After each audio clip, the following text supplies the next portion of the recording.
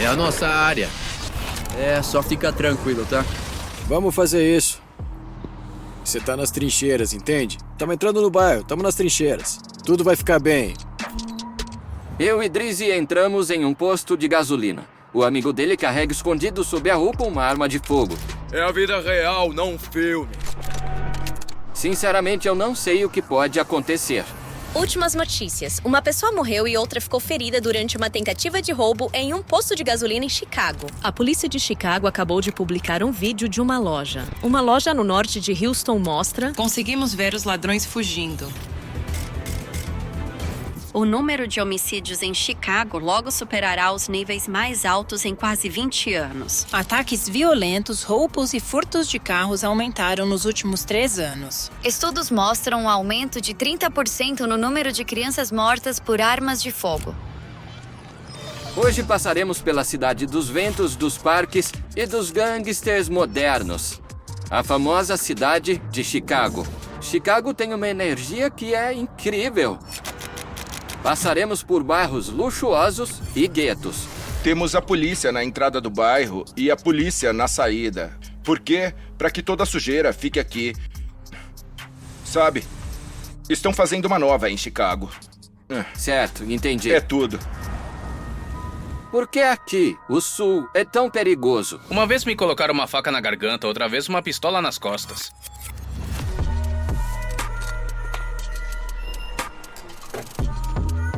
Galera, aquilo que ele tem na mão é uma metralhadora. Nós estamos caminhando por Chicago. Acho que ele tá numa live. Se agacha e se afasta aí. Tudo vai ficar bem. Fica pra trás. Tá bom. Todos têm armas e olham com muita desconfiança pra cada carro. Como se alguém pudesse sair e começar a atirar. E veremos como vivem aqui os imigrantes ilegais. Tudo aqui é grátis. E isso aqui também. Nossa.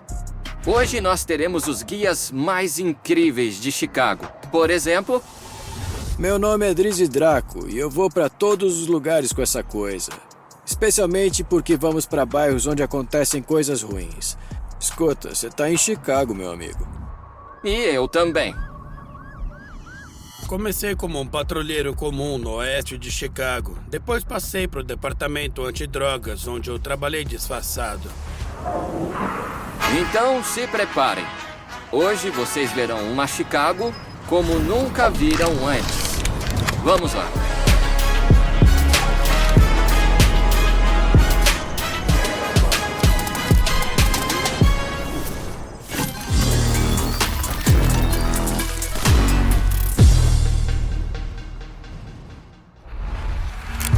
Agora estamos entrando no centro de Chicago.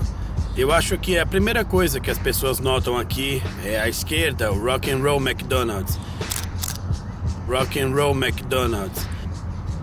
Esse é possivelmente o McDonald's mais popular dos Estados John Unidos. Garrido trabalhou a vida toda na polícia de Chicago. Começou como um patrulheiro comum.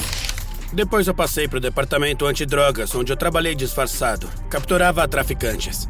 Disfarçado, você capturava traficantes? Sim, eu era oficial. Meu pai trabalhou nesse departamento durante 36 anos. Lutou contra o narcotráfico quase toda a sua carreira, então eu segui os passos dele. O que significa trabalhar São disfarçado? investigações Você longas. se infiltrava em gangues ou Não, alguma isso coisa é assim? diferente. Não, fazemos investigações curtas. Ah, entendi. Não é como nos filmes.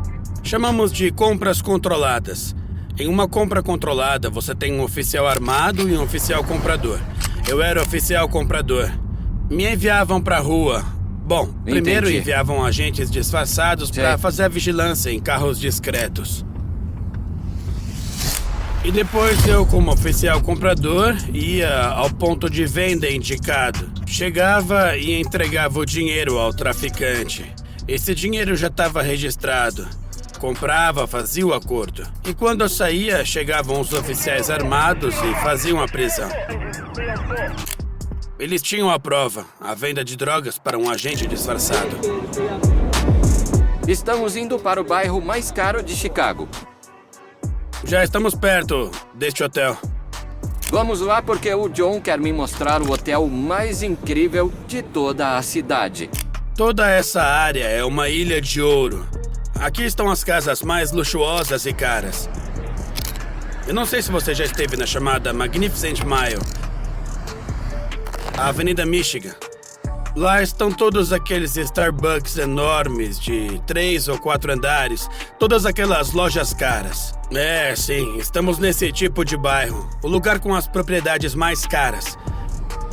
E o que fizeram há mais ou menos um ano. Lá tem o hotel onde os quartos custam desde $200 até muito mais.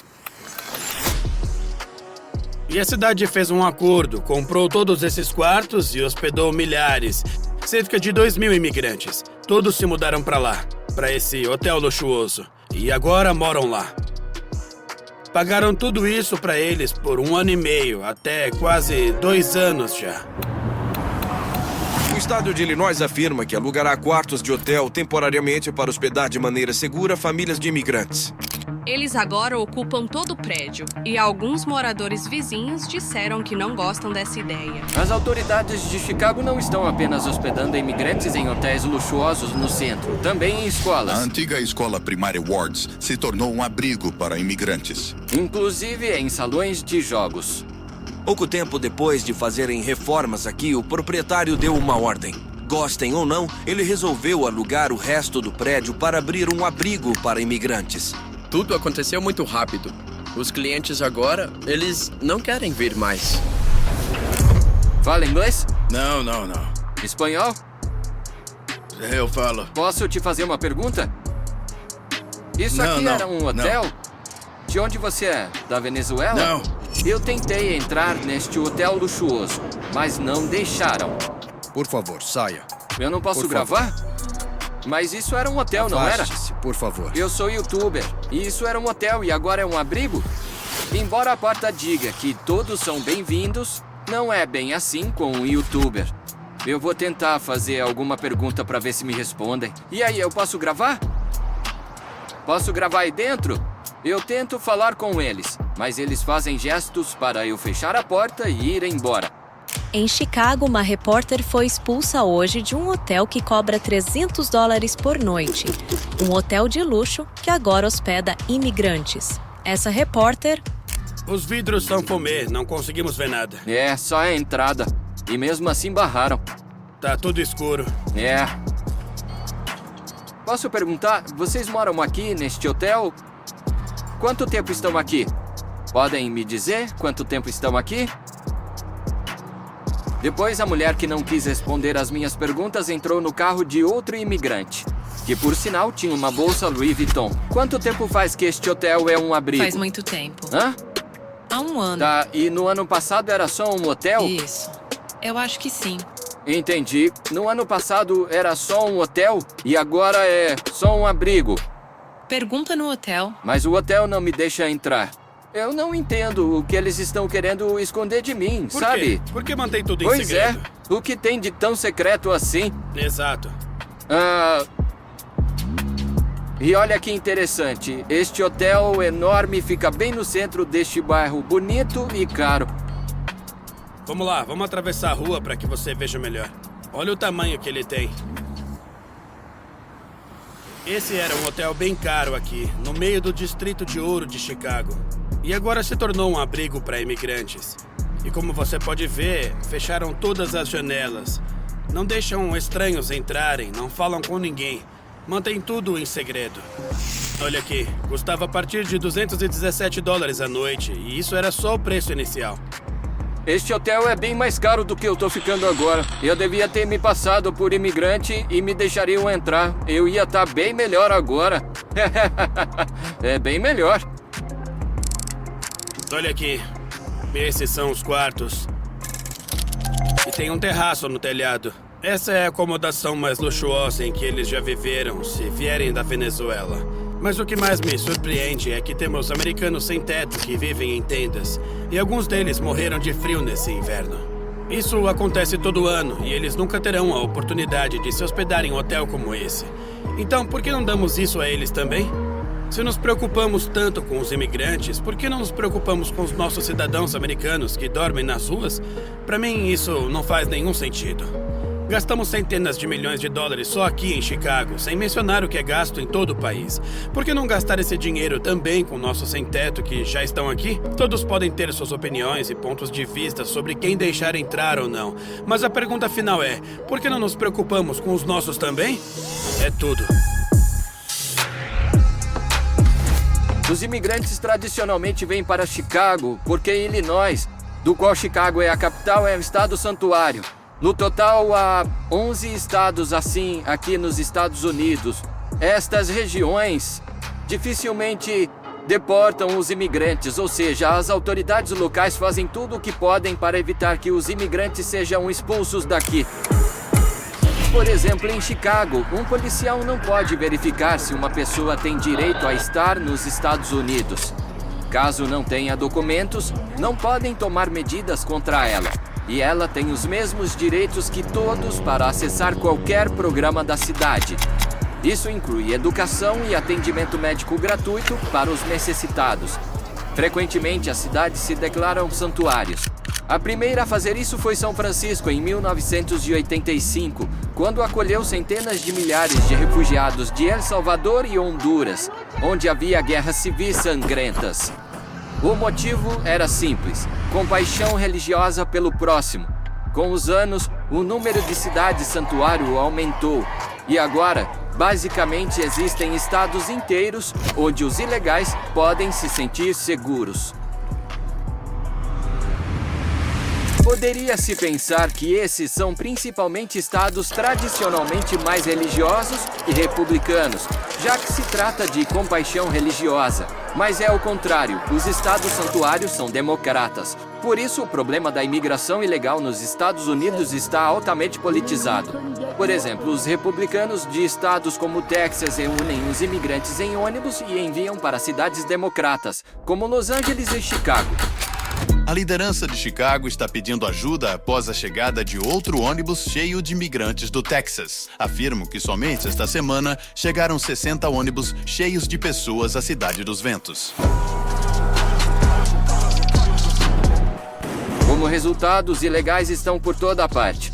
As leis de Chicago proíbem deportá-los e obrigam as agências governamentais a ajudá-los. Por exemplo, qualquer imigrante pode simplesmente ir a uma delegacia e pedir para passar a noite. E pode ficar lá quantos dias quiser.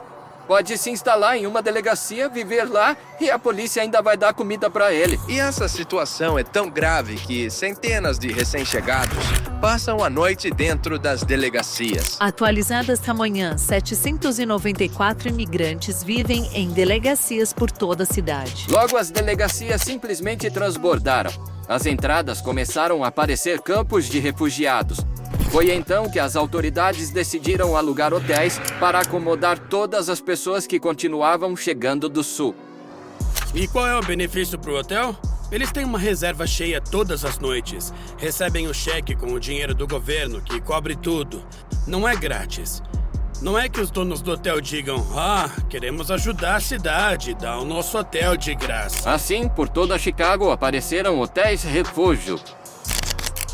Antes, quando dormiam no chão das delegacias e estavam por todos os lados em nosso aeroporto O'Hare, era tão visível e atraía muita atenção da imprensa. Os residentes da cidade que não têm muito dinheiro começaram a reclamar e diziam, mas que droga é essa? Davam dinheiro para os ilegais à vista de todos, davam cartões bancários.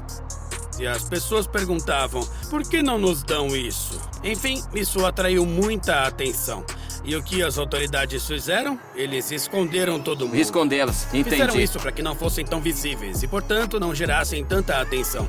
Assim não seria um problema para os políticos. E decidiram simplesmente gastar ainda mais dinheiro com isso. Já estão gastando centenas de milhões de dólares por ano. Mais tarde mostrarei como os refugiados podem viver nos Estados Unidos. Agora visitaremos o casal protagonista de nosso episódio sobre Cuba, que chegaram ilegalmente aos Estados Unidos.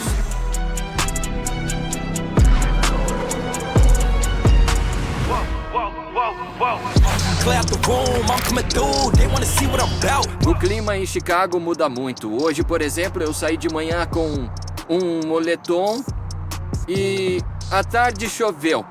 E a noite fez tanto calor que eu fiquei de camiseta. Por isso, nas ruas, você pode encontrar pessoas vestidas de maneira muito peculiar.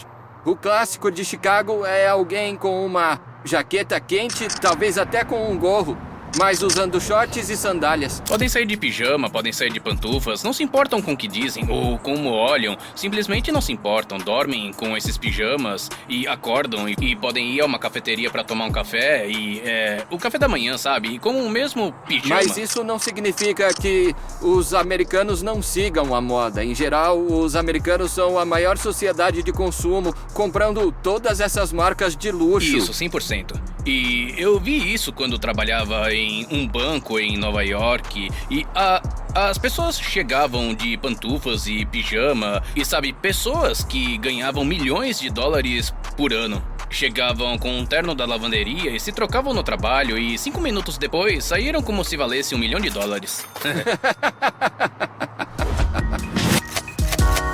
Essa sensação de liberdade reflete isso não me importa nem Sim. um pouco.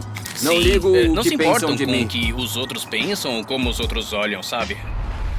Dima viveu nos Estados Unidos por muitos anos, primeiro em Nova York, mas há 10 anos se mudou para Chicago. A principal diferença entre essa cidade e Nova York são duas coisas. Primeiro, em Nova York, há comida de rua em cada esquina. Sempre tem alguém vendendo hot dogs, salsichas, comida árabe ou queijos. E esse cheiro tá sempre por toda parte. E isso é inevitável. E, além disso, tem muitos mendigos e sobretudo, lixo. Em Chicago criaram um sistema de alleys. É um espaço entre cada prédio. E não importa se é um escritório ou uma casa, onde os caminhões de lixo podem entrar e recolher lixo. Em Nova York, não importa em que parte de Manhattan você esteja, mesmo nos bairros mais luxuosos, tem sempre saco de lixo nas ruas, junto às árvores, e o cheiro é bem horrível, sabe? E há muitos ratos e camundongos por causa disso, e é muito sujo, e aqui resolveram esse problema desse jeito. Aí não tem muito o que fazer. Esse é o jeito de resolver o problema.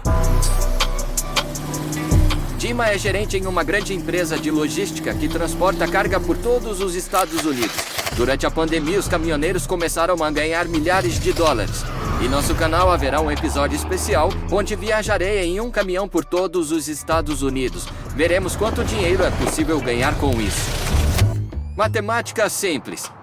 De Chicago, por exemplo, até Nova York, suponho que se chega em um dia, não é? Se você for pela estrada, quanto você ganha com isso? Aproximadamente. Depende qual é a carga, né? Se a carga é seca, de 2 a $2,5 dólares por milha. Sim, mais ou menos de 2 a $2,5 dólares. Mas se tiver refrigerada, porque precisa de ar-condicionado, o que também consome combustível, então pagam $3 por milha ou muito mais do que isso. Então, sabe, é sobre isso. Eles pagam $3 por milha ou mais, mas isso varia muito. O mercado, o marketing pode mudar e podem hoje pagar $2 e amanhã 1,50. E tudo depende da quantidade de caminhões trucks naquela área. Por isso é sempre importante ver as estatísticas do mercado antes de tomar qualquer decisão, sabe? É muito legal isso. Quando você falou, você disse trucks em vez de caminhões. Também falou que devem estar refrigeradores, misturando muito inglês com português. Eu não sei se você viu a mulher do vídeo em que ela... Sim. Você viu? Eu tô tão certo de que vão rir de mim por isso, e eu percebi, tá tudo certo. Uma mulher de negócios pode se vestir com terno. Isso é muito importante para a nossa economia. Especialmente porque os prêmios são muito razoáveis. Dima, quando ocorre essa mudança? Quando você realmente começa a esquecer as palavras nativas, porque tá tão imerso no idioma local que esquece algumas palavras. Entendo que pode mantê-las, mas o cérebro já se reconfigurou. Sim. E ele já não lembra mais de algumas palavras. Sim, quando eu comecei a trabalhar nesse setor, quando eu comecei a aprender a terminologia, a falar com os corretores e clientes, eu só falava inglês com eles. E nunca usei essa terminologia em russo ou ucraniano. Por isso que, quando eu começo a falar sobre essa terminologia, eu tenho dificuldade em lembrar como se diz em nosso idioma. Porque, sabe, eu nunca usei isso aqui antes. Em Chicago, qualquer visitante pode se sentir em casa. Por exemplo, uma das maiores comunidades irlandesas do mundo está aqui, quase 200 mil pessoas. E no dia de São Patrício, os canais de Chicago ficam verdes. Fica muito bonito, maravilhoso. Então é aqui que o rio se torna verde. Nesse Sim, ponto, ele fica totalmente de um verde bem brilhante. E existem, assim, vários barcos que borrifam tinta sobre a água. E em uma hora, todo o rio fica completamente verde. E os ecologistas não reclamam? Tem muitas bebidas nesse dia e muitos adolescentes e adultos. E as vendas de álcool na cidade nesse dia superam qualquer outro dia por um fator de 5. E cara, é muito louco poder pensar nisso. Pessoal, olhem só tudo isso. Essa cidade é incrivelmente linda.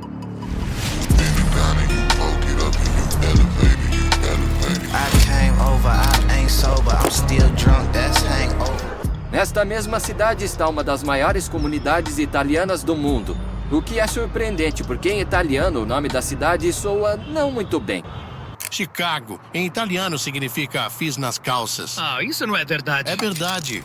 Quando os ativistas contra os símbolos imperiais atacaram as estátuas de Cristóvão Colombo em 2020, a comunidade italiana de Chicago defendeu seu grande compatriota. Viemos aqui, nós ítalo-americanos, para perguntar a esses manifestantes o que vocês querem. Mas a prefeita de Chicago, Lori Lightfoot, ordenou derrubar o monumento e não restaurá-lo, argumentando, segundo os advogados, algo bastante peculiar. A prefeita declarou ao telefone que seu órgão masculino é maior do que o do advogado e dos italianos, e que ela tem o órgão masculino maior da cidade. A estátua foi derrubada naquele mesmo ano, durante a noite.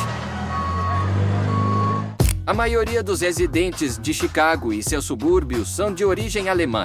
Quase 1 em cada 5 tem raízes germânicas. E nos subúrbios brancos de Chicago, até 80% provém de famílias de imigrantes alemães. Por isso, a culinária alemã e italiana influenciou bastante a cultura da cidade.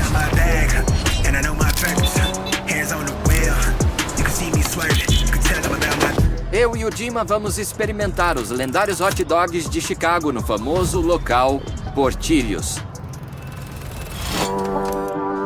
Aqui tudo é muito americano, tudo muito típico. Tem bandeira, trabalhadores posando para foto, um monte de letreiros.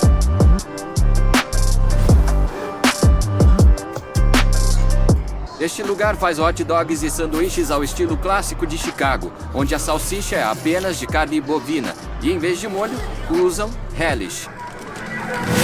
Aqui tá, pessoal, o relish. Olhem só essa massa verde. Isso aqui é o relish.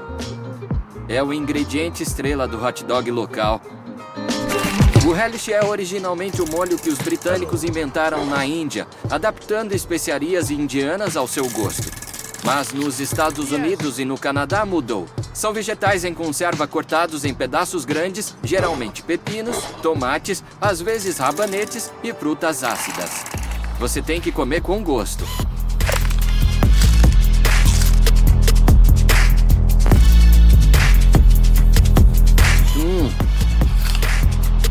Tá delicioso. Realmente tem muitos vegetais, olha só. Isso tá picante. Isso é jalapeño. Vocês gostam bastante de pimenta, né? Não é muito picante, mas tem um toque, queima um pouquinho. Não tão pouco.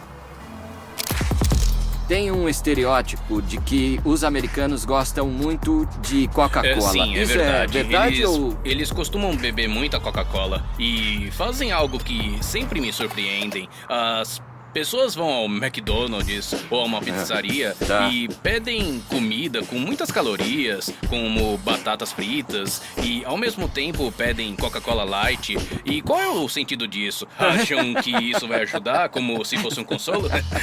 Cara, eu acho que não é bem por aí, sabe? Olha, eu bebi uma Coca-Cola Light, viu? Sim. Olha, eu tomei Coca-Cola Light. O Dima, como muitos que se mudam para os Estados Unidos, veio viver em Chicago porque, apesar dos salários altos, quase como em Nova York, os preços são muito mais baixos.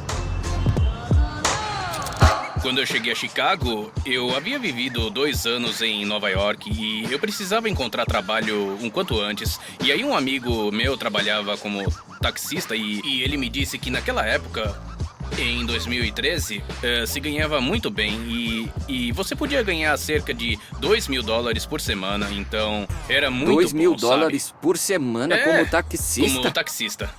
Sim, líquido, em dinheiro. Depois dos impostos. Então isso dá cerca de 8 mil por mês. Sim. É isso? Por mês? Não aqui. Não. Tá, em Nova York. Em Chicago. Em Chicago? Isso mesmo, em Chicago. Mas assim, era diferente. E eu vou te dizer. Eu imagino. Bom, não havia muitas opções na época. O táxi era o principal meio de transporte e as pessoas pagavam mais em dinheiro do que com cartão.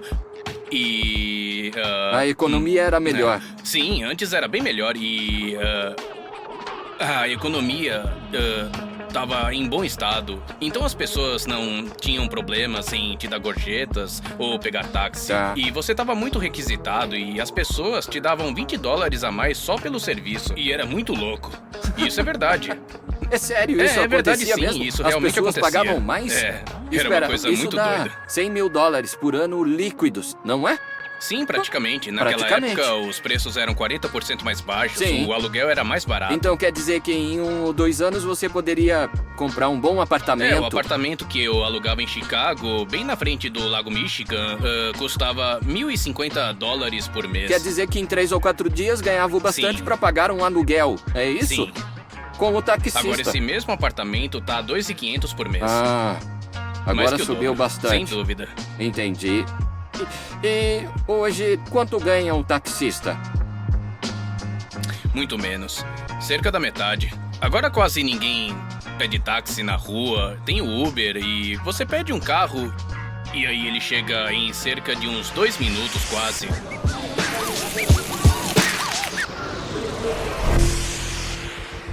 Bem, me roubaram 2 vezes e era muito perigoso trabalhar. Eu trabalhava das 17 às 5 da manhã e essas são as horas mais difíceis e perigosas porque, sabe, você entrava em bairros bem perigosos e eu costumava pegar pessoas bêbadas ou drogadas. E sabe, teve uma vez que me colocaram uma faca bem na garganta e outra vez uma pistola nas costas e me tiraram dinheiro. Eu era um caixa eletrônico. E sim, isso é tudo. E me roubaram meu relógio na segunda vez que fui ao banheiro do McDonald's. E eu tinha acabado de sair e me seguiram. E então você parou no banheiro do McDonald's e eles te ameaçaram? Sim, com uma pistola, um revólver. Isso. No banheiro? E quanto eles levaram? $20. Tava começando o turno. Pensaram que eu tinha trabalhado o dia todo, mas eu tava começando. E você acha que eles realmente poderiam ter te matado ou acha que era só ameaça? Eu poderia ter morrido, sabe? As estatísticas de homicídios lá são muito altas, e especialmente no Southside. Escuta só, foi no dia 4 de julho, o dia da independência. É o único dia do ano em que é permitido soltar fogos de artifício. E era festa. Certo. Mas em Chicago, especialmente em Southside, sob os barulhos de fogos de artifício, aconteceram, assim, muitos tiroteios e as pessoas não conseguem distinguir os sons dos fogos de artifício dos tiros. E é difícil. E em uma única noite, costumam ocorrer entre 60 e 70 homicídios. É sério? É por aí, sim. Fala a verdade. Eu tô falando sério, em uma única noite. Talvez sejam mais, ou não. Os tiroteios, não necessariamente os homicídios, podem superar 100 em uma única noite, mas os homicídios fatais costumam ser entre 60 e 70 em um único dia. Um fim de semana festivo, violento e mortal em Chicago. Foi inacreditável. Assim que chegávamos a uma cena de crime, falavam pra gente que a polícia estava respondendo a outro tiroteio a poucos metros de distância. Mais 3 pessoas morreram no local. Enviaram ambulâncias para atender 4 pessoas feridas. Surpreendentemente, os níveis de violência no 4 de julho, o dia da independência, aumentam não só em Chicago, mas em todo o país. Há até estudos que tentam explicar esse fenômeno. De acordo com as estatísticas, é o dia com mais tiroteios em massa nos Estados Unidos. Algumas explicações incluem... É apenas uma terrível coincidência que isso aconteça no dia 4 de julho? É claro que não. Então, por que isso acontece? Bem, em primeiro lugar, a criminalidade sempre aumenta no verão. Por quê? Porque as pessoas passam mais tempo fora de casa. Alguns explicam isso pelo consumo excessivo de álcool durante as festividades. Oi, mãe. Prometo me comportar muito bem essa noite, tá bom? Tchau. Mas o número de tiroteios em Chicago está crescendo muito rápido. A maioria ocorre na chamada South Side, a parte sul da cidade. Eu cheguei no South Side de Chicago. Esta é a parte da cidade considerada a mais perigosa. Sabe, de verdade, eu nem sei se eu deveria sair do carro ou esperar aqui. Eu vim visitar um rapper local e ele é membro de uma gangue, Lil G. Pelas lojas saqueadas e o asfalto quebrado, é muito fácil saber quando você está no South Side. Nas esquinas tem rapazes vendendo drogas. Ao lado, outros que já as consumiram. E não são só os adolescentes. Aqui perto tem uma senhora manipulando uma sacola plástica e não consegue se endireitar. É o efeito do fentanil, uma droga terrível que está afetando os Estados Unidos. Faz uns dias que atiraram em uma mulher bem ali. Aqui mesmo? Isso, bem ali, naquele lugar. E por quê? Foi um tiroteio aleatório. Você não sabe por quê? A gente não sabe. Às vezes atiram sem mais nem menos. Você não sabia disso? Por isso eu te digo que é perigoso ficar aqui. À noite eles me levam para ver o que é um tiroteio em movimento, ou drive-by shooting. A gente vai descer a porrada neles, beleza?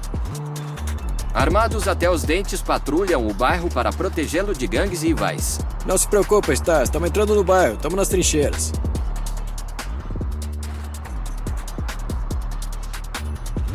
E para onde vamos com essas armas?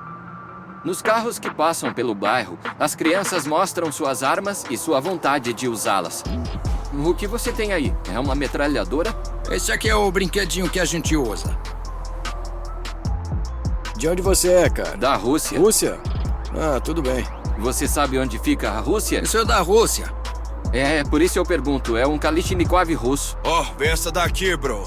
Parece que é da Rússia. Não, essa não é russa. É dos States? Não, mas beleza. onde vocês conseguem essas armas? Onde vocês as compram? Nós passamos as armas entre nós, certo? É fácil conseguir algo assim aqui. Facinho demais. Olha, às vezes tiramos elas... Você sempre ali consegue as armas galera que parecem de um jeito ou de ligado? outro. De repente um carro se aproxima. Pedem para eu me afastar. Tudo vai ficar bem. Recuo. Fica aí atrás, parceiro. Os tiroteios de automóveis são comuns nesses bairros. Os membros das gangues chegam, atiram em qualquer um que cruzar o seu caminho e vão embora rapidamente. Isso aí parece uma zona de guerra. Rajadas de balas e flechas de disparos. É um tiroteio em movimento à noite.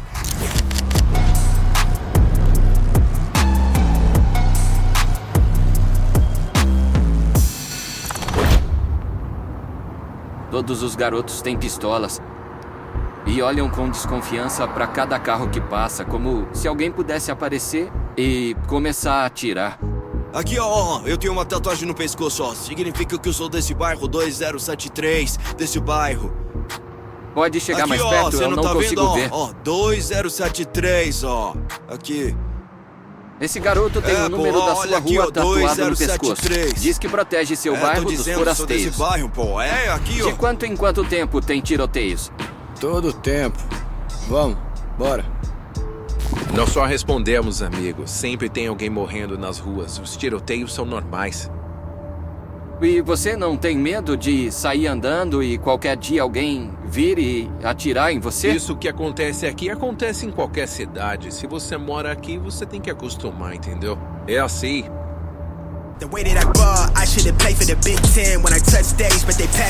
Quantos anos você tinha quando pegou uma arma pela primeira vez? Quando eu peguei numa arma? Isso. Eu tinha uns 13 anos. 13 anos? É, uns 13. Era uma arma real ou de brinquedo? Uma arma real. Eu peguei nas mãos quando eu tinha 13 anos. E eu curti pra caramba. Aqui a gente é assim, é desse jeito. E você? Quantos anos você tinha quando pegou numa arma de verdade? 11. 11 anos. Aham. E você? Eu? Não brinco com armas. Não brinca? Não é minha.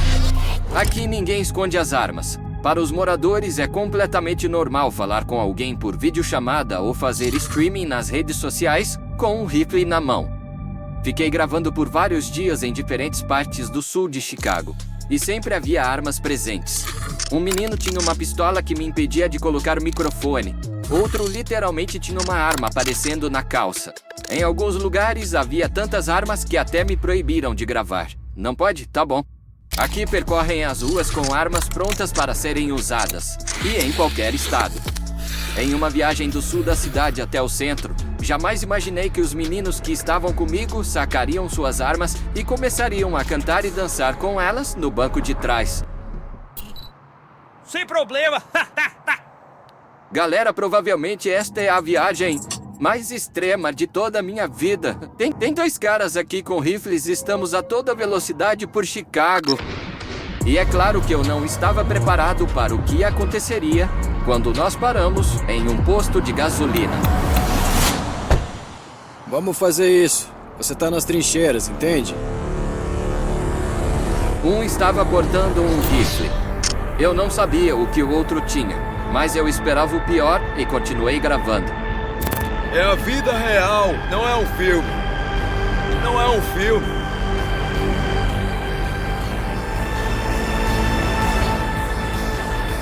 Eu tinha certeza que eles iam roubar o posto de gasolina.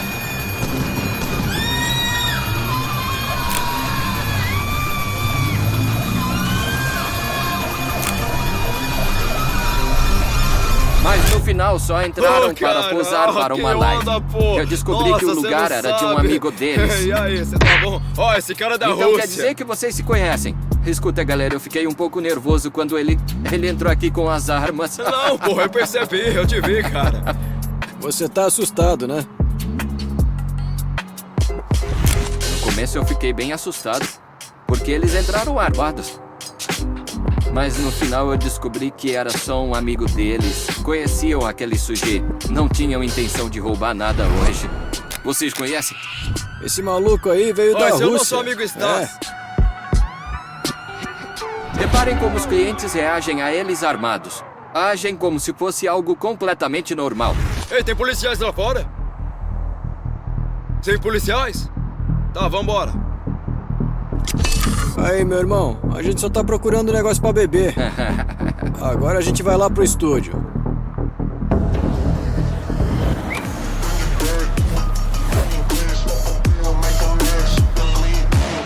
Quando chegamos, os meninos tiraram uma substância com a qual é feita a droga mais popular na indústria do rap americano. Nos copos deles, é claro, não tem café, mas o que chamam de lean, a bebida roxa. Claro que eu não vou dizer a receita, mas é muito simples, e o vício é rápido e forte. Além disso, muitos rappers mencionam a bebida em suas músicas.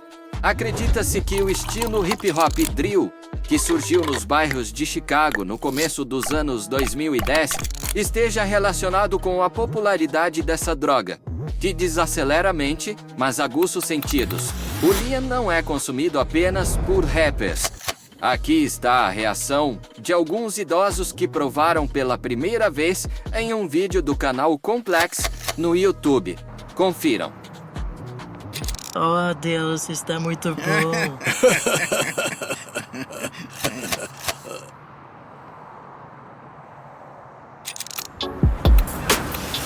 Quando nós entramos no estúdio, a sala estava cheia de pessoas, drogas e armas. Por que precisa de uma arma para fazer música? Ela tá sempre comigo. Tem que se proteger. Clear out the room, I'm coming through. They wanna see what I'm about. Yeah, I got skills, do it for the thrill. I'm on a paper route. Extra, read about it. I'm today's trending topic. I put commas over bullshit. Yeah, I put that on mom. E estão carregadas? Sim. Balas de verdade? Sim. Claro, mostra pra ele aí, ó. O que você pensou, amigo? Caramba, são reais. Pô, não é brinquedo não. Não são brinquedo, pô. Entendeu? Eu posso ver as bolas de novo, por favor? Ó, grava tudo. São bolas reais, armas carregadas. E todas armas estão carregadas. Todas carregadas. Eu não sou um idiota com armas de brinquedo. Eu ia ficar ridículo se fossem armas de brinquedo, pô. A gente não veio atirar, a gente veio gravar, pô. Pô, não é brinquedo não. Não são brinquedo, pô. Eles estão a fim de gravar uma música, mas esse estúdio é como um arsenal. Tem pelo menos 2 rifles automáticos, tem algumas pistolas. Eu pensei que pelo menos não tinham balas, ou talvez não fossem reais, mas não, tem balas. E são bem reais. Você modificou a arma, é isso? Você modificou toda ela. Tá modificada! Você modificou, tem um carregador bem maior. Pô, grava isso, eu posso cobrir as minhas orelhas com os carregadores. Querer bananas, carregadores de bananas. Ó, eu tenho uma ferida de bala. Foi uma bala? É, uma ferida de bala, saiu por esse lado aqui, E por que atiraram em você? Eu peguei a esposa de outra. Eu acabei deitando com ela. É, ele fazia isso todo dia, pô. Ele não se importava e fez do mesmo jeito. Isso é uma piada, pô. O que é isso? Não, assim não. Estão tentando usar o meu telefone, mas tá tudo em russo, então o que pensam? Não sei o que eles querem. Entendi, acho que é assim. Entra aí e dá um like nos meus stories, mano. Beleza, vou te dar um like aqui, pô. Vocês podem seguir o Drizzy Draco usando o link na descrição. As pessoas estão tentando sair desses bairros, mesmo que o preço das propriedades em Chicago estejam subindo. Ainda há muitas casas vazias. Essa casa aqui da frente que você tá vendo, essa casa ficou abandonada a minha vida toda. Então... Esta casa aqui também está abandonada? E abandonada Sim. mesmo. Você não pode morar lá com alguém. Ou se outra pessoa chegar, ela não pode ocupar o lugar. Quer dizer, tá abandonada mesmo. Cara, Ninguém pode não entrar. É tão simples assim, mas se você resolver se mudar e trocar as fechaduras e pagar a porcaria da luz e a porcaria do gás por sua conta, aí o dono terá que vir e pagar pra você sair. É isso que acontece aqui o tempo todo, cara. E não é grande coisa, mas expulsam muita gente daqui. É assim que funciona, cara, infelizmente. Isso é comum aqui, expulsarem as pessoas. Mas aqui é difícil, cara. Ó, ali, ó, tudo ao relento, tudo ao descaso. Nossa. Só tomam o seu território. Não, você não sabe. Ó, não, só é um eles não tomam, quando- não, Quando Então- tiram a casa de um dos nossos, aí é um Isso, problema, mano. Escuta, eu li um artigo que dizia que queriam a comunidade da gente. E aí um monte de venezuelano quer vir pra cá e, cara, bom, eu não quero que eles venham aqui. Por isso que o Trump, ele ia fazer aquele muro, aquele murão gigante pra poder deixá-los fora daqui. Porque esse é o objetivo do muro.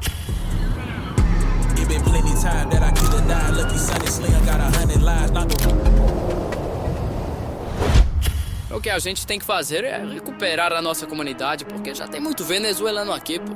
Tem demais.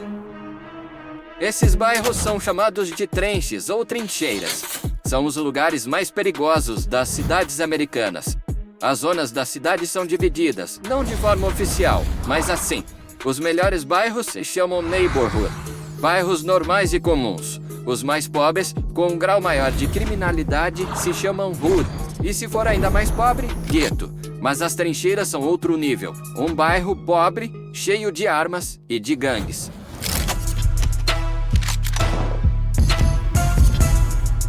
O Chuck me mostra uma trincheira cheia de gangues mexicanas, onde todas as garagens parecem um depósito militar. Eu vou te mostrar meu escritório, vem.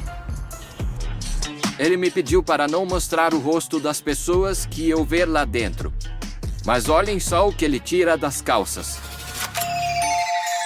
Nossa. Olá, e aí, amigo? Como você está? Tudo bem. Olha isso. É real? Sim. E aquela ali é real também? Não é um brinquedo. Isso não é uma piada. Isso pode te explodir a cabeça. E você pode me dizer onde você consegue essas armas? Onde pode conseguir várias delas? Eu conheço alguns lugares onde consigo. Em Chicago é meio difícil, mas possível. Mas você tem que entender, mesmo que seja complicado, sem uma dessas coisas em Chicago, você não pode sair na rua. Se você sair, vão te matar. Você tem que se proteger, mesmo que você não esteja numa gangue, mesmo que seja uma pessoa normal, você precisa de uma arma. Porque é perigoso aqui. Mas eu Você tava tem que tomar gravando no cuidado. centro da cidade e perguntando às pessoas se elas sentiam medo ou se sentiam perigo. E 90% disse que aqui não é perigoso.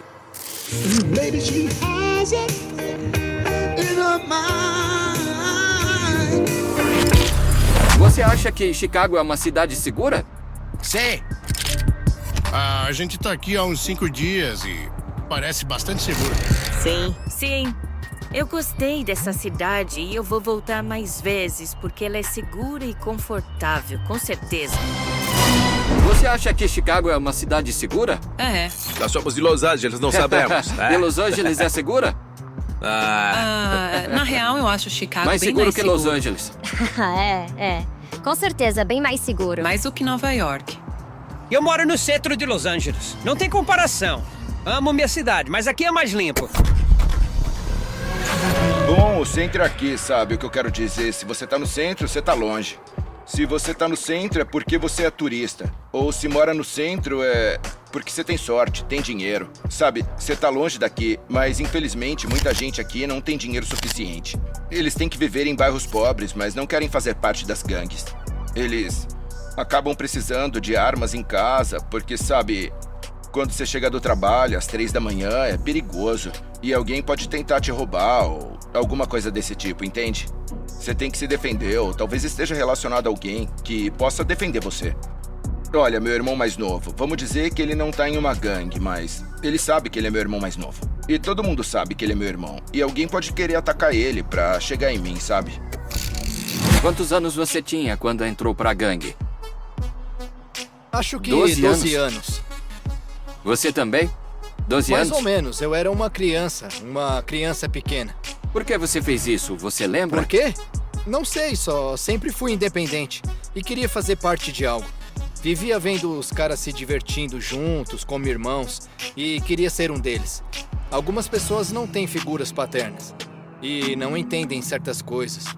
Queria me divertir com os caras, me divertir, dizer, estou em uma gangue. Na verdade, eu queria ser legal como todo mundo. Igual as pessoas normais. Na universidade, os estudantes também se juntam. E... Sim, todos querem estar em algum clube. É mais ou menos isso. Querem fazer parte de algo. As pessoas querem se unir. Querem defender algo. Defender algo pra se sentir parte disso. E na sua gangue existe algum líder ou algum chefe? Antes sim, é. Sim, em algumas gangues ainda há, mas em outras não. Não tem nada disso. E se ele mandar você matar um cara? Você tem que ir e matar. Bom, tem gangues onde isso ainda acontece. Isso Mas é mais muito de poucas. filmes. Como os da máfia de Chicago. Agora só restam jovens que fazem o que querem, não recebem ordens de ninguém. Ninguém controla as gangues agora. Ninguém te dá ordens assim, ninguém te diz o que fazer, cada um faz a sua parte. Os jovens, não eles não se preocupam mais. Eles não ouvem ordens, não respeitam ninguém, não ligam. Se alguém chega e dá uma ordem, o jovem, ele nem vai ouvir, cara. O Chuck me leva com ele. Galera, o Chuck me levou a um cemitério. Eu não entendo porque a gente tá em um cemitério, mas a gente tá aqui. O Chuck foi visitar o túmulo do pai. A sua família veio do México, é isso? Meu pai nasceu aqui, eu acho. Eles são migrantes e moram aqui há muito tempo. Sim, os pais dele, meus avós, nasceram no México. E eles eram incríveis. Meu pai era como eu agora, entende? Ele era membro de uma gangue. Mas ele não queria que a gente seguisse os passos dele. Antes de morrer, ele levou a gente pra outra cidade, pra outro lugar, pra Milwaukee, para que fôssemos embora. Quando ele morreu, não morreu aqui, morreu lá. Ele levou um tiro, sabe? E... atiraram nele. Mas por quê? Foi num bar, eu não tenho certeza. Se foi por causa da gangue, eu acho que foi racismo. O cara que fez isso tá preso. Pegaram ele e eles mataram meu pai fora do bar quando ele saiu. Meu pai não é alto, ele é do meu tamanho. O meu pai era como eu. Baixinho, entende? Eu não sou muito grande. E meu pai era baixinho, assim como eu sou. E foi bem assim, meu pai saiu do bar e o cara começou a seguir ele. E ele seguiu meu pai até a rua. O meu pai achou que ia brigar e se colocou em guarda. E esse covarde sacou uma arma e atirou na perna dele. O meu pai começou a mancar, sabe? E quando eu soube o que ele fez, eu fiquei muito bravo, porque meu pai não é alto, ele é do meu tamanho. E se você vê outro cara, ele é enorme, sabe? Ele é desse tamanho, grandão e forte. E eu achei que ele merecia outra coisa. Porque o cara foi muito covarde, sabe? Eu falei pra você, ele sacou a arma e atirou. E aí, quando ele acertou a perna do meu pai, sabe? Ele começou a mancar e usou só uma perna e ele acabou caindo e o cara atirou nele, bem ali no chão e matou ele ali. Então não foi em legítima defesa? Não. Se ele atirou nas pernas, não era uma ameaça? Não, ele não disse nada. O meu pai tentou pegar isso, sabe? Uma faca. Ele disse isso e atirou nele. Mas meu pai não fez nada. Tipo, ele nem tirou a faca e o cara atirou. Meu pai nem tava armado. Então a sua mãe não conseguiu impedir você de entrar numa gangue? Quer dizer, ela tentou, sabe? Ela tentou com toda a força defender ele, sabe? Quando eu passei pela iniciação da gangue e eles descobriram, e quando eu cheguei em casa, eu não cheguei na mesma noite, sabe? Eu sabia que ela ia me repreender. Mas quando eu finalmente cheguei em casa, ela começou a gritar: "O que você fez, cara? Vai, me fala." E aí ela me contou tudo, sabe? Tipo, que mãe aceitaria isso? Mas eu só fiquei em silêncio. 2 semanas depois da minha iniciação, meu amigo, o nome dele era R.P. Rich, foi assassinado. Ele era meu melhor amigo, sabe? O primeiro garoto com quem eu fiz amizade quando eu era criança. E como mataram ele? Atiraram nele. Atiraram nele? Por quê? Coisas ruins acontecem nas ruas, sabe? Você tem que estar preparado, sabe? Quando mataram ele, eu tinha só 12 anos.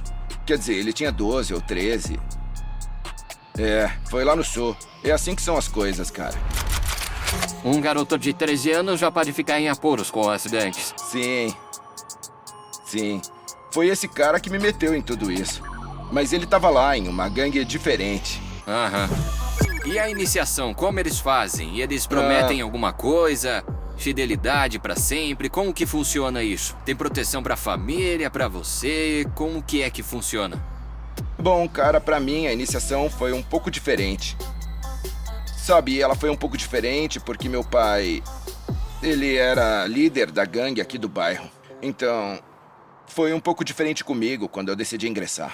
E quando eu tomei essa decisão, eles disseram: "Olha só, presta atenção.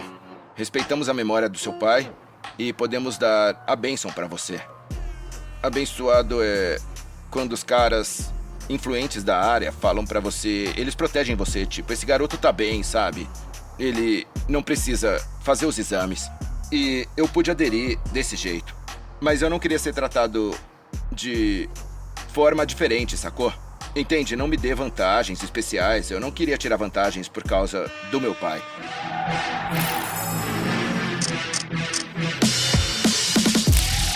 A iniciação em quase todas as gangues americanas é uma surra extremamente violenta. De qualquer forma, na minha iniciação, eu disse que deveriam me bater como todo mundo, sabe? E eles me bateram. Eu tinha 12 anos. Todas as crianças da vizinhança eram mais velhas. Então imagina um cara de 21 anos batendo em um cara de 12 anos, arrebentando ele.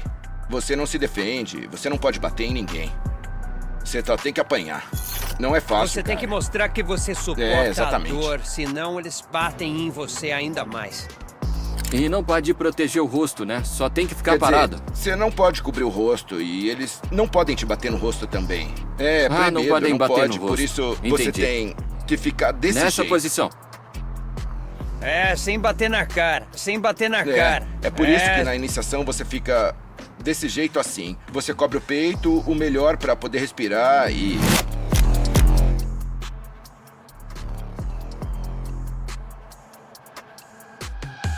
Os seus pais sabem que você está em uma gangue? Sim, claro. Minha mãe sabe quem é o filho dela. Claro, ela sabe de tudo.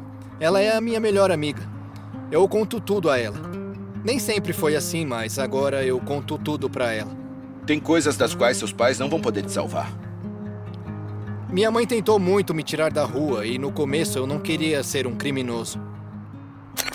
E você se lembra do dia em que contou pra sua mãe que fazia parte de uma gangue? Eu nunca disse isso a ela. Não foi assim. Ela simplesmente sabia disso. Ela sabia disso quando cheguei em casa com uma tatuagem de lágrima no rosto. E ou depois da tatuagens iniciação por você toda chega parte. espancado e sua mãe te vê, E sabe? minha mãe estava em contato com todos. No meu bairro todos se conhecem. Você entende? Minha mãe recebeu notícias de outras mães como: você sabe que seu filho faz isso? Ou seu filho anda armado? Ele bate nas pessoas? Foi assim que ela descobriu. Ela descobriu o que eu estava fazendo. E como você agiu no início? Ela me expulsou de casa, ela me expulsou acho que por 2 semanas. Ela me disse, encontre um emprego. Mas então ela me deixou voltar. Tipo, será mais fácil encontrar um emprego se você não estiver nas ruas. Ela disse, filho, volte pra casa. E já estou em casa e muito bem. Essa vida faz parte da cultura de Chicago. Você entende, quando você cresce, você já sabe o que vai acontecer. Você vê que seu filho tá agindo de forma estranha e você fala: ai filho, toma cuidado, se cuida, mas é sério, o que significa cuidar? O que eu posso fazer, sabe?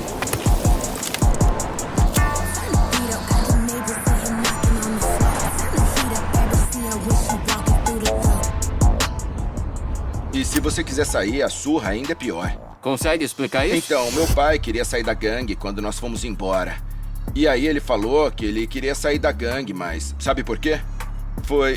Foi um presente de aniversário, foi um presente né? de aniversário pra minha avó. Sabe, ele decidiu passar pelo processo de saída e aguentou a surra mais uma vez.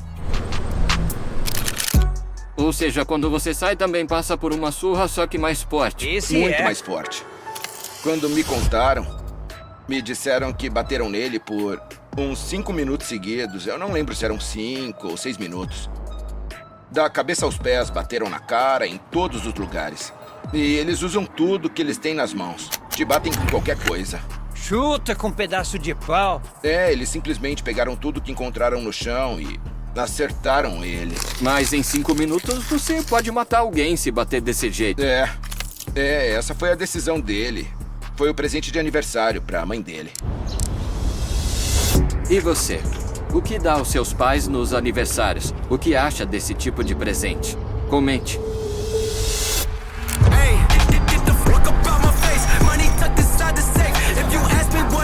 Em Chicago, se você for latino, eles vão te interrogar constantemente, beleza? Você tá andando na rua, até uma loja, ou em outro lugar e eles dizem pra você algo do tipo assim: ei, de onde vocês vêm, cara? Você entende? Se você não tiver com ninguém, eles podem não acreditar em você e aí... Tipo, querendo por exemplo, te se eu vir... dominar, Bom, sabe? meu irmão e eu, se nos aproximarmos de um cara e ele tiver um penteado assim, olha pra ele, mostra o penteado. Agora, eles usam assim, eles chamam de mullet, mas na minha época chamava shag. Eu só tenho 25 anos, eu não sou velho, shag era raspado. E aqui ele é cortado assim, ó. E a gente deixava isso pra que ficasse pendurado. E isso a gente chama de shag. É um penteado de gangue. E se eles têm aquele penteado e dizem que não são de uma gangue, mano, tão mentindo.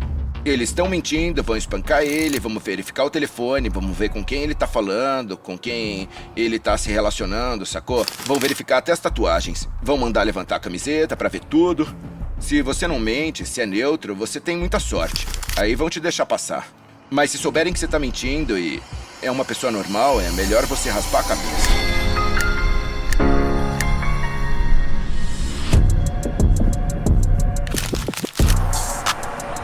você estiver nas trincheiras ao sul de Chicago, se estiver no sul de Englewood, fica ligado aí, tá? E fica olhando ao seu redor aí, mano.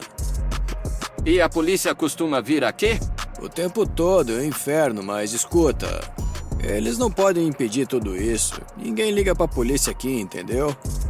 Olha, na real, a polícia, ela causa muito mais problema do que resolve os problemas, tá ligado? Eu ouvi dizer que a polícia muitas vezes vê pequenos crimes, mas não intervém, porque... Cara, a polícia não pode fazer Isso é nada. verdade? Você não viu aquele vídeo no YouTube onde alguns caras passam pela polícia num carro roubado e como se estivesse andando pelas ruas, assim, normalmente, e a polícia nem vai atrás dos caras, pô. Para ser justo, a polícia americana às vezes não persegue os infratores em carros, porque essas perseguições muitas vezes criam mais perigo do que o próprio crime. Até mesmo para a própria polícia. Aqui, um ladrão esperto tira algo pela janela. E é claro, é uma lanterna super poderosa. O policial, para não bater em ninguém, diminui a velocidade. Os americanos adoram acompanhar perseguições. Muitos canais transmitem ao vivo. A mais assistida da história foi a perseguição do carro de O.J. Simpson. Ela foi vista por 94 milhões de pessoas ao vivo. E este, possivelmente, o ladrão de carros mais engenhoso da história dos Estados Unidos. A polícia persegue um Jaguar preto. A uma velocidade de 300 por hora, dependendo do modelo, é o que esse carro pode atingir. Isso é ou não é impressionante? É difícil persegui-lo. Um helicóptero o segue. O Jaguar fica preso em um semáforo, mas o ladrão consegue passar entre vários corredores sob uma ponte. Sai do outro lado. Parece que o criminoso entendeu que estava perdido e diminui a velocidade ao mínimo para se render. Mas quando o policial se aproxima e abre a porta, não há ninguém dentro. Parece que o ladrão enganou a todos e pulou para baixo da ponte. Nunca o encontraram. Aqui rola umas doideiras, cara. A polícia não tem tempo pra essas coisas. Eles não vão perseguir qualquer pessoa com uma arma. De qualquer forma, mais cedo ou mais tarde, eles vão pegá-lo.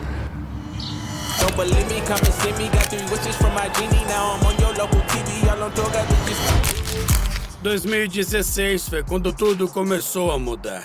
Mudaram as políticas. Primeiro, limitaram a política sobre quem eles podem ou não podem deter e quem podem interrogar na rua. E antes, se um policial fosse chamado e dissessem que havia um sujeito na esquina com um casaco vendendo drogas e que ele tinha uma arma, antes de 2016 o oficial ia, encontrava o sujeito com o casaco e o detinha. Entendi. Coloca as mãos no capô e o revistava. Tinha uma arma, tinha drogas, estava preso. Depois de 2016, o policial chega e pensa: sim, ele parece suspeito, mas não estamos vendo como ele está passando drogas para alguém. E através da roupa dele, não conseguimos ver se ele tem uma arma ou não. Eu preciso verificar. Eu tenho que me aproximar e falar com ele primeiro. E se ele decidir ir embora, eu não posso persegui-lo, porque eu não tenho provas. Só temos uma ligação telefônica de alguém. Quer dizer, eu não posso tocar ele. Eu não posso detê-lo, então provavelmente ele vai embora. E no final, até mesmo os criminosos, por mais burros que sejam, entenderam. Espera um minuto. Esses policiais vêm, mas não me prendem. Não me levam pra lugar nenhum. E agora, cada vez mais, esses caras começam a carregar suas armas, porque eles já não são detidos. Eu gravei no sul de Chicago. E os caras lá me falaram alguma coisa, tipo que às vezes podem fazer algo ilegal e um policial vê, mas nem sequer os persegue. Nem sai do carro porque ele entende que não vai poder fazer nada. É isso mesmo? É o que acontece lá? É normal isso. Dependendo da situação, frequentemente esse é o caso. E é frustrante. Os oficiais estão confusos. Eles querem fazer o seu trabalho. E as pessoas querem que os oficiais sejam proativos em seu trabalho. Entendi.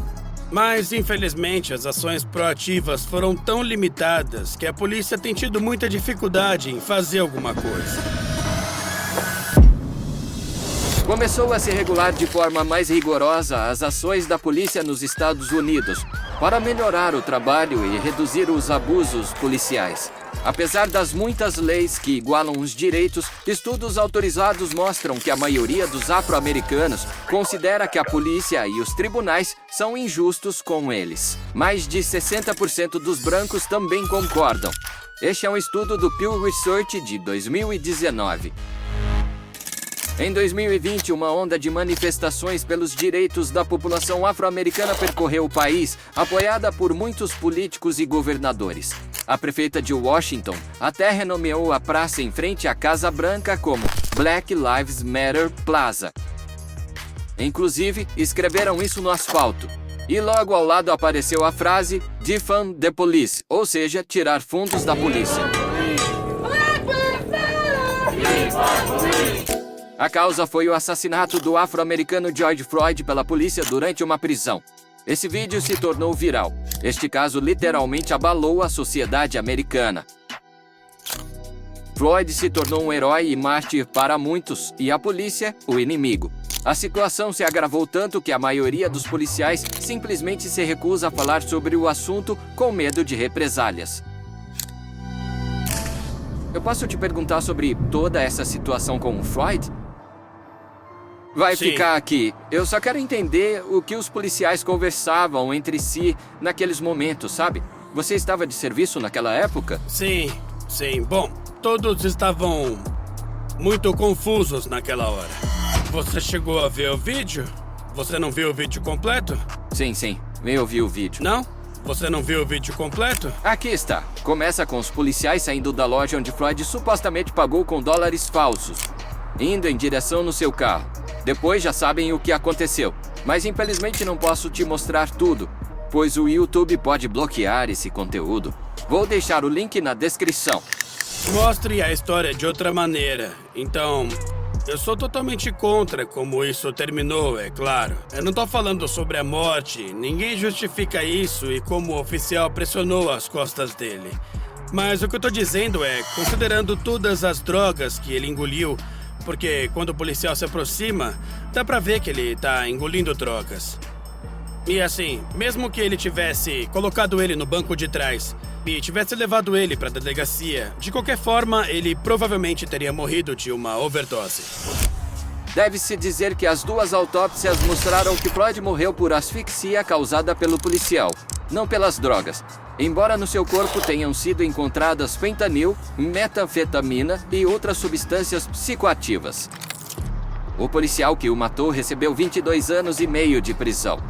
Sua esposa o deixou. E na prisão, quase o mataram. Ele recebeu 22 facadas. Sem dúvida, aquele oficial estava errado. E a forma como ele agiu estava errada. Mas ao público não mostram todas as informações. Que ele era alguém que resistiu. Que ele não queria sentar no banco de trás, embora tentaram fazê-lo sentar. Que ele tinha drogas no corpo que já o afetavam. Isso ninguém mostrou. Quando alguém diz, não consigo respirar, sim, eles nos dizem isso o tempo todo. Então, quando alguém diz que as algemas estão apertadas, é porque quer que a gente solte, talvez para tentar escapar. Eles mentem pra gente o tempo todo. Eu não tô dizendo que a gente não deve levar isso a sério. É claro, temos que chamar uma ambulância. Se alguém diz que não consegue respirar, a gente chama uma ambulância e tentamos reanimá-lo. Havia muitas coisas que deveriam ter sido feitas naquela situação, mas no final aqueles oficiais não tinham a intenção de matá-lo. Não foi como, vamos encontrar um homem e matar ele. Mas foi assim que os políticos e organizações como Black Lives Matter apresentaram a situação. E isso só leva a polícia, todos eles, a serem vistos como os vilões, como assassinos em série que saem matando pessoas negras em bairros empobrecidos.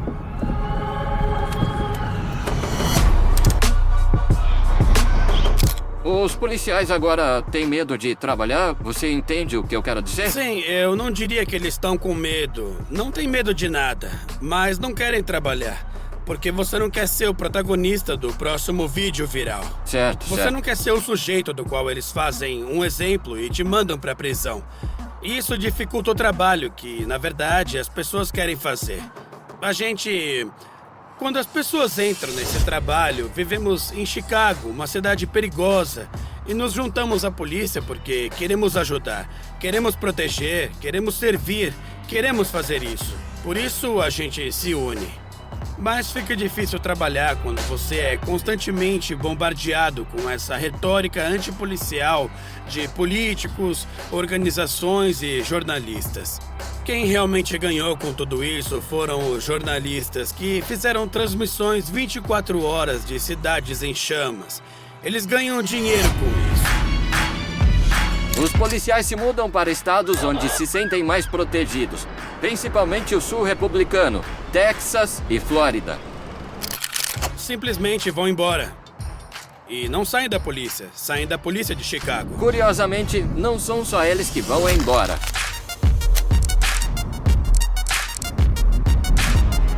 Olha pra mim, eu escrevo rap sobre tudo isso. Mas pra mim é hora de sair, fugir de tudo isso. Vou embora, cara. Tô cansado. Vou pegar tudo que posso e sair, entende? Pra onde você quer ir? Em que sentido? Pra qual lugar? Eu gostaria de ir pra Califórnia ou Miami. Merda. Apenas pra outro estado, outro lugar, qualquer coisa, entende? É melhor do que ficar aqui. Eu não digo que Chicago seja uma cidade ruim, mas eu tenho inimigos aqui. Eu me envolvi com essa vida de gangue desde criança. E agora tenho 26 anos. Superei essa merda. Vivi isso, me ensinou muito, me atiraram, estive em tiroteios, me embebedei de todo tipo de coisa que existe por aqui. E eu tenho poucos amigos por aqui. O número de homicídios em Chicago diminuiu nos anos 2000 e 2010, mas desde 2016 voltou a aumentar e retornou aos níveis dos anos 1990, aproximadamente 700 pessoas por ano, similar à Cidade do México. Só que a população da capital mexicana é 10 vezes maior, ou seja, em Chicago você tem 10 vezes mais chances de ser assassinado. Em Medellín, Colômbia, com uma população similar, considerada a capital mundial do narcotráfico, o número de homicídios é metade do que em Chicago. Você sabe me explicar por que tem tanta violência aqui em Chicago? Sabe, eu quero dizer, nós estamos nos Estados Unidos, Sim, nós é não verdade. estamos no Afeganistão, não estamos em El Salvador. Por que tem tanta violência assim? Velho, as pessoas simplesmente fazem loucuras. Não tem dinheiro. Se houvesse mais programas, mais escolas, mais coisas que os jovens pudessem fazer, tá ligado? Tudo isso vem da geração jovem. Nossos mais velhos poderiam conversar mais com os jovens, dar mais a eles. Porque os jovens agora estão completamente perdidos e no final acabam atacando os mais velhos, sabe? Não são os adultos que estão causando tudo isso, são os adolescentes que estão provocando esse caos nas ruas. Olha pra eles, são meninos de 15, 16, 17 anos envolvidos em brigas de gangues. Mas aqui é o país mais rico do mundo. O país das oportunidades. Por que isso? É, isso aí, meu irmão. Eu não sei nem como explicar isso direito.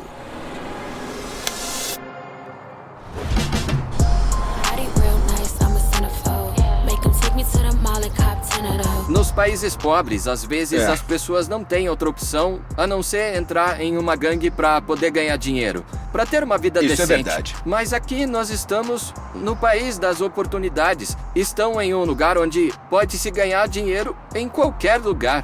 Por que então entram para as gangues? Não se trata apenas de entrar para uma gangue. Imagina você tá em uma, mas vive em um bairro pobre, sabe? E todo dia vê a mesma coisa ao seu redor.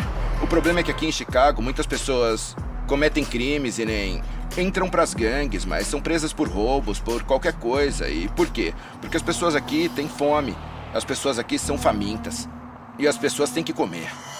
O que você quer dizer com fome? Elas vivem no país mais rico do mundo. No país da oportunidade, sim, você tá certo, mas como eu te explico? Acho que se tornou parte da cultura. Alguns têm orgulho de ser parte de uma gangue. Eles mostram, Eles têm orgulho ostentam armas eles e tudo não mais. Entendem. O que eles realmente entendem é tipo...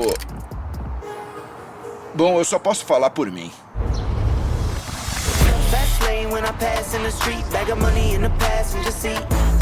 Não deixe que a música das gangues te afete. Não deixe que as redes sociais te influenciem. Seus amigos podem estar fazendo coisas idiotas, mas você tem que seguir seu próprio caminho, sacou? O que te faz feliz? O que você quer alcançar na vida? Você tem seus pais vivos porque... Se você tem isso, meu amigo, você tem sorte. Eu... não tenho, então aproveita isso. Muitos de nós crescemos assim, especialmente imigrantes. E em Chicago, há muitas famílias onde os pais fizeram sacrifícios e correram riscos para chegar até aqui. Alguns ilegalmente, alguns trabalharam de noite e de dia. E por isso não sabiam o que seus filhos faziam durante o dia, porque estavam trabalhando para poder alimentar eles. E agora é como se estivessem apunhalando pelas costas, porque escolheram o caminho errado, sabe? Porque se cansaram de casa e decidiram sair com os amigos. E tá tudo bem sair com eles, mas faça algo positivo, né? Mas muitos de vocês mostram as armas no Instagram, não mostram? Você viu meu Instagram? Não, não vimos. Não deixe que as redes sociais te influenciem. Você tem que seguir seu próprio caminho, sacou?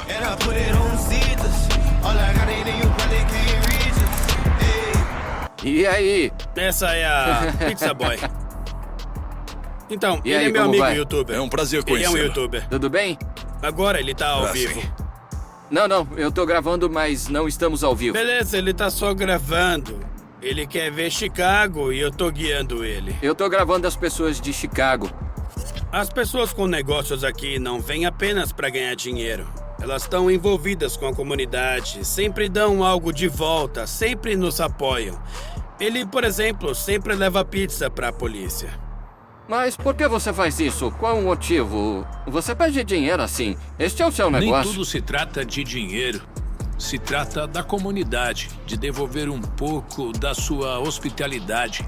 Todos os dias vemos policiais aposentados e agora são tempos difíceis e eu só quero ajudá-los como posso. Sim, pode ser que torne o negócio mais difícil, mas me sinto bem.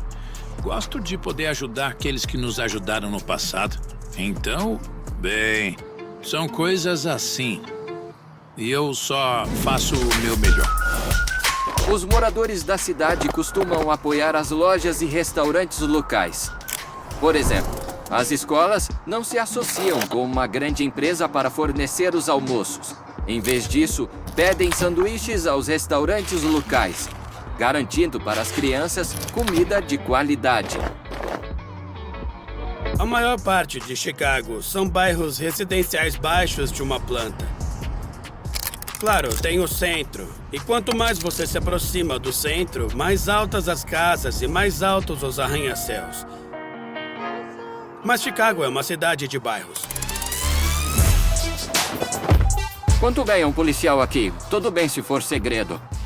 Bom, não é segredo, é informação pública. Eu não me lembro qual é o salário atual, mas eu acho que um policial ganha cerca de $50 mil por ano. E depois há aumentos graduais.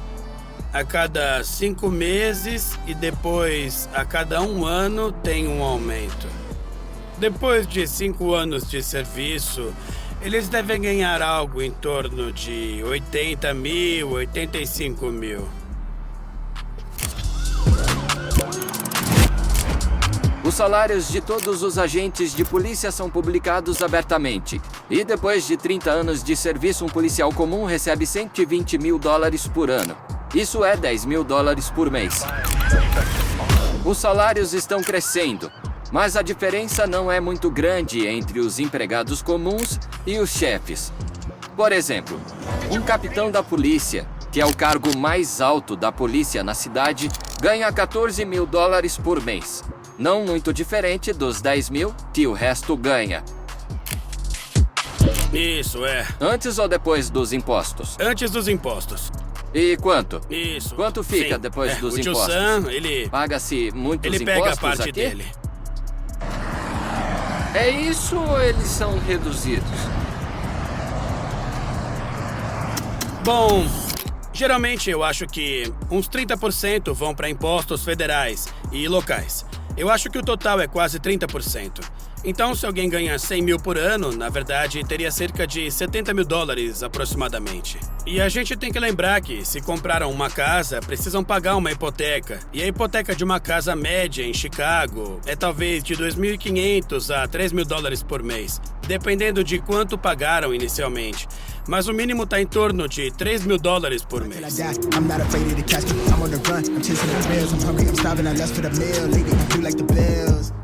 Me diga, as pessoas que vivem nessas casas de um andar, quanto elas podem ganhar em média nessa área?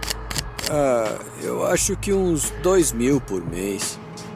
2.000. Isso depois de descontar os impostos. Acho que depois.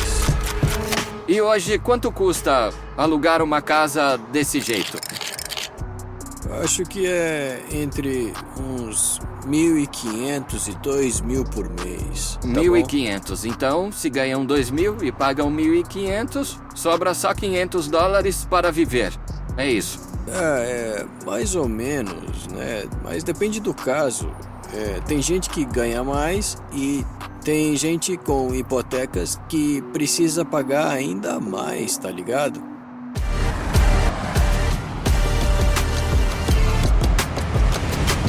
Os Estados Unidos são muito particulares, porque quase te obrigam a viajar de carro. Eu recomendo, se você estiver em alguma grande cidade, seja Nova York, Los Angeles, Chicago, não importa. Pegue um carro e vá para algum lugar. Não importa onde, vá por 1 ou 2 dias. É algo incrível, porque você sempre encontrará um motel em todo lugar. E ele vai custar o mesmo que em outra cidade. Nesse motel você vai ter tudo o que tem na outra cidade. Dentro vai ter camas iguais e até os detalhes mais pequenos, como os interruptores de luz, os vasos sanitários nos banheiros ou as lâmpadas serão os mesmos em todo o país. O chuveiro será o mesmo. Tudo será igual. Então você vai e já sabe qual a sensação. É algo novo. Aquelas viagens, aquelas aventuras, quando você sabe que está dirigindo e espera com muita expectativa algo muito especial. Mas ao mesmo tempo você sabe que não importa para onde vá, se você for americano, se sentirá em casa. E essa é a combinação única de aventura. Se sentir em casa, sabendo que não importa o lugar, você encontrará toda a infraestrutura para parar, comer, as mesmas coisas que tem na sua cidade, tipo, beber as mesmas coisas, tudo é padronizado. E isso só acontece aqui. Eu ainda tive tempo de visitar meus velhos amigos Julian e Mari, que conheci no episódio de Cuba. E por que vocês querem sair? Porque todo cubano quer. Queremos melhorar a vida. Eles viajaram pela primeira vez para fora de Cuba e o caminho foi muito difícil. Estamos a caminho de Honduras. Atravessaram as fronteiras de forma ilegal. Olha, Stas, aquela montanha está em Honduras, mas eu já estou em Nicarágua. E fizeram isso com a filha pequena. Estamos em algum lugar do México a caminho. Finalmente chegaram aos Estados Unidos. Precisamos de outro ônibus. Serão mais 22 ou 24 horas. Olha a nossa filha. Ela está completamente dormindo. Agora eles moram perto de Chicago, onde o filho nasceu. Quase como em casa. Cubanos, cubanos, cubanos. Todos aqui são cubanos? Sim, todos nos arredores. Vamos dar um passeio pelo novo bairro deles. Bom, isso é o mais baixo. É um bairro pobre e eu gosto. Eu gosto desses lugares, eu gosto muito de estar aqui onde eu estou. Aqui moram apenas os imigrantes mais pobres e muitas pessoas com problemas de vício, ruas destruídas, casas abandonadas. Olhem só aquela escola. É um prédio lindo, é enorme, mas infelizmente está fechado. Muitas escolas na área deixaram de ser necessárias porque as famílias com filhos evitam viver aqui. O bairro é muito perigoso. Não muito diferente do bairro em Havana, onde ele vivia. As casas estão um pouco melhor conservadas, tem menos palmeiras, mas dentro dos apartamentos as diferenças são enormes. E não é só por ter acesso livre ao YouTube. Olha, dá pra ver direto na TV. Sim. Em Cuba, os vídeos são compartilhados em discos rígidos chamados pacotes. Isso aqui, amigos, é basicamente a internet cubana, ou melhor, a Netflix cubana, o YouTube cubano, o cinema cubano, a Apple Music ou Google Music, tudo isso em um único arquivo para o computador. E ele chama-se pacote. Então, em Havana, ficava empolgado quando conseguia frango ou carne moída, porque era quase um luxo ter isso aqui. E você lembra quando eu mostrei a minha geladeira para você lá em Cuba? Claro, me Veja lembro. isso. Mostre. Olha. O mais curioso de tudo é que, na Cuba comunista, conseguir comida exigia esforço e dinheiro, enquanto na capitalista América, ela é dada de graça. Vocês já vão ver o que eu quero dizer. Aqui tem o pão e tudo sem pagar. De graça? Sim. O governo dá isso todo mês? Sim, e também tem comida na igreja e você chega e pega sem pagar nada, absolutamente nada. Tudo que eles te dão é seu.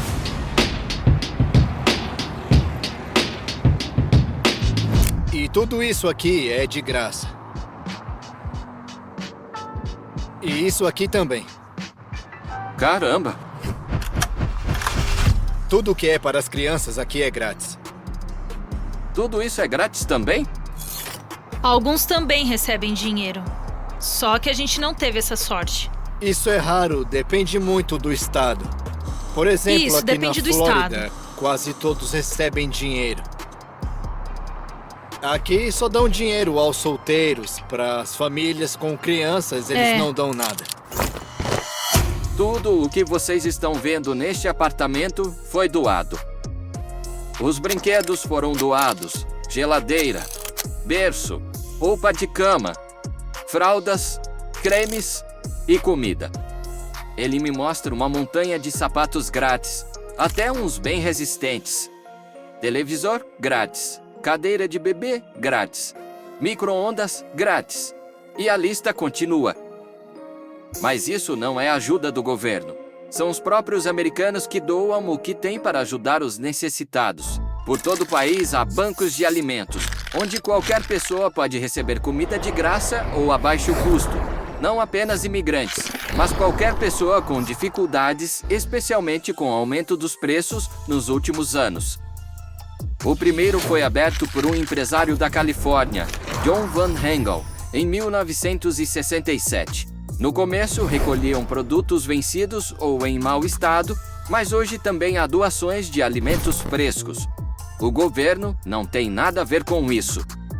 Tudo isso é doação espontânea dos próprios moradores. Então, o verdadeiro socialismo está nos Estados Unidos e não em Cuba. Sim.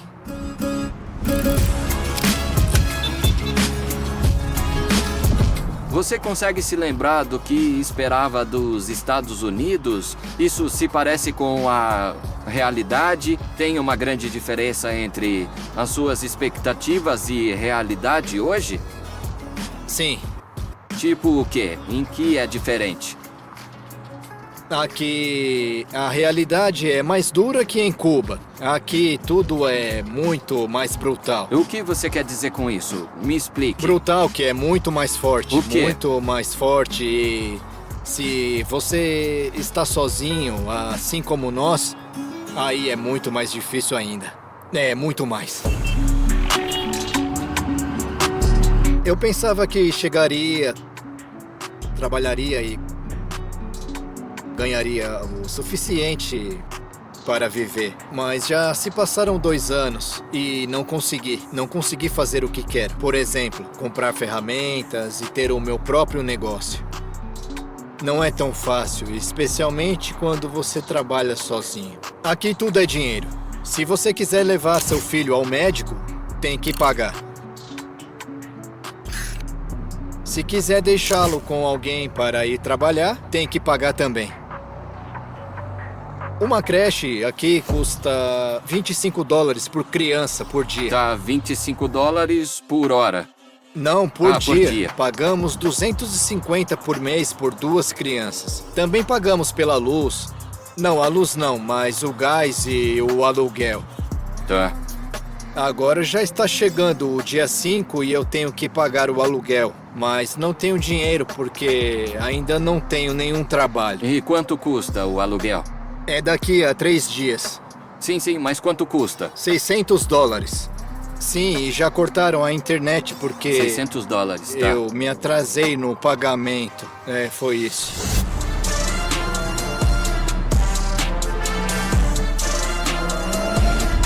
Por que você gosta de Chicago? Eu acho que a nossa cidade é uma das mais lindas. É limpa, é incrível. Temos o Lago Michigan, que parece um oceano. Certo. A nossa comida é uma das melhores do mundo. É incrível. As pessoas são amáveis e muito amigáveis. Aqui tudo é ótimo. Só temos um desastre natural, nossos políticos.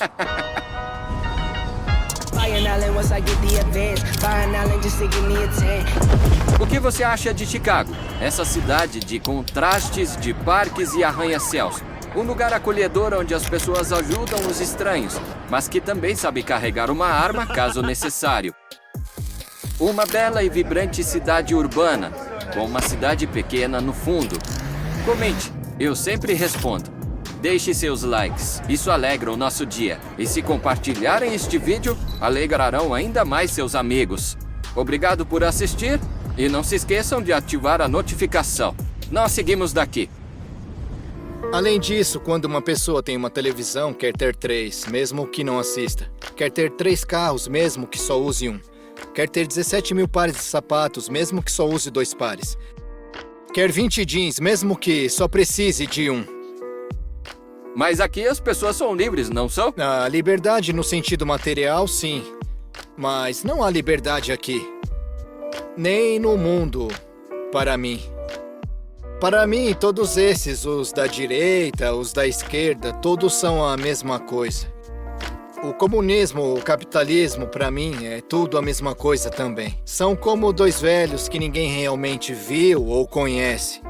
E estão em guerra, mas nós é que lutamos, entende?